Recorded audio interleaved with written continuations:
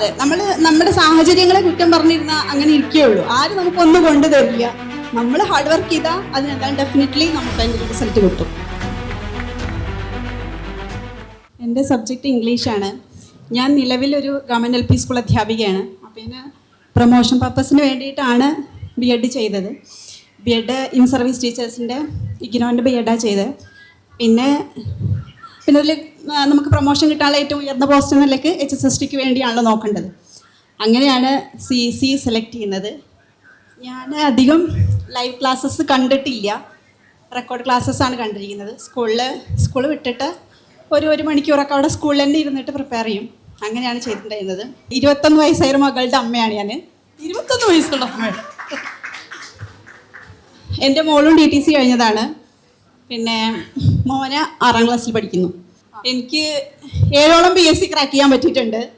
അതുകൊണ്ട് തന്നെ എനിക്ക് ജനറൽ പേപ്പർ വലിയ പ്രശ്നം ഉണ്ടായിരുന്നില്ല, സബ്ജക്റ്റ് ആയിരുന്നു പ്രശ്നം. അപ്പം ഞാനൊരു പേഴ്സണൽ ക്വസ്റ്റ്യൻ, അതായത് ഇത്രയും നേരത്തെ നിങ്ങൾ വിവാഹിതരായി, അപ്പം എന്നിട്ടും എന്തുകൊണ്ടാണ് ഇങ്ങനെ പഠിക്കണം അങ്ങനെ സാധാരണ രീതിയിൽ അവിടെ നമുക്കൊരു ലക്ഷ്യം ഉണ്ടെങ്കിൽ നമ്മളതിനു വേണ്ടി പ്രവർത്തിച്ച് ഉറപ്പായിട്ടും കിട്ടും. I could stay focus on my goals. അത് നമുക്ക് സപ്പോർട്ടെന്ന് വെച്ചാൽ ബാക്കിയുള്ളവർക്ക് പഠിച്ചോ എന്ന് പറയാനേ പറ്റുള്ളൂ. നമ്മൾ നമ്മുടെ തന്നെ സാക്രിഫൈസ് ചെയ്യണം. എൻ്റെ ഉറക്കം ഞാൻ ഒരുപാട് സാക്രിഫൈസ് ചെയ്തിട്ടുണ്ട്. ഞാൻ ബയോളജി സയൻസ് ആയിരുന്നു. അന്ന് മുതലേ ഇതുപോലെ പ്രാരാബ്ധങ്ങളോടുകൂടെയാണ് പഠിച്ചിട്ടുള്ളത്. ഇനി സ്വതന്ത്രമായി പഠിക്കാൻ അവസരം കിട്ടിയിട്ടില്ല. അപ്പം എല്ലാവർക്കും ഏത് പ്രായവും ഏത് സാഹചര്യവും സത്യം മറവിയൊക്കെ ബാധിച്ചു തുടങ്ങിയ പ്രായമാണ് കേട്ടോ, പണ്ടത്തെ പോലെയല്ല. അങ്ങനൊന്നും പറയാതെ, അതായത് ഏത് സാഹചര്യവും നമുക്ക് എല്ലാവർക്കും അതിജീവിക്കാൻ സാധിക്കും അല്ലേ?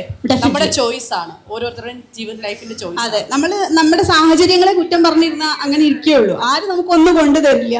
നമ്മൾ ഹാർഡ് വർക്ക് ചെയ്താൽ അതിനെന്തായാലും ഡെഫിനറ്റ്ലി നമുക്ക് അതിൻ്റെ റിസൾട്ട് കിട്ടും.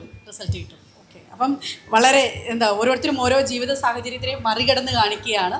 Thank you so much.